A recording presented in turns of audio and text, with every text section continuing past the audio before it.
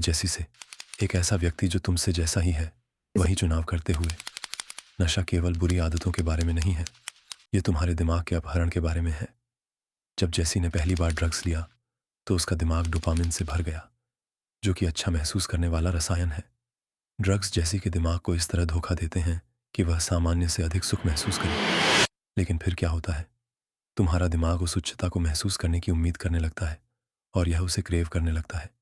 और समय के साथ यह केवल क्रेव नहीं करता, यह उसे ज़रूरी लगने लगता है। पहली बार जब उसने ड्रग लिया था तो वह अद्भुत महसूस हुआ।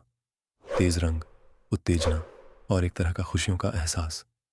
यह पहले हाई का अनुभव होता है जो तुम्हारे दिमाग को यह समझने का धोखा देता है कि यह खुशी पाने का तरीका है। कुछ बार इस्तेमाल करने के बाद जैसी को एक अजीब सी बात महसूस होने लगती है। वह हाई पहली बार जितना मज़ेदार नहीं लगता। यह टॉलरेंस कहा जाता है। और अब जैसी के दिमाग को वही रश महसूस करने के लिए और अधिक ड्रग्स की ज़रूरत होती है। लेकिन जब जैसी ड्रग्स छोड़ने की कोशिश करती है तो स्थिति और भी कठिन हो जाती है। उसका दिमाग पूरी तरह से पैनिक मोड में चला जाता है। जैसी का दिमाग केवल उस हाई को मिस नहीं करता, यह हर चीज़ को सामान्य करने के लिए बेताब हो जाता है। लेकिन अब यह सामान्य ड्रग्स पर निर्भर हो गया है। वापसी का एहसास एक तूफान जैसा होता है और जैसी इससे भाग नहीं सकती। तो जब यह एक चक्र बन जाता है तो क्या होता है, कुछ महीनों या सालों तक ड्रग्स का इस्तेमाल करने के बाद जैसी का दिमाग बदलने लगता है। वह पहले जैसा महसूस नहीं करती। उसकी सोचने की क्षमता, चीज़ों को याद रखने की ताकत या यहाँ तक कि अपनी भावनाओं को नियंत्रित करने की शक्ति भी कम होती जा रही है। उसका दिमाग सिकुड़ने लगता है।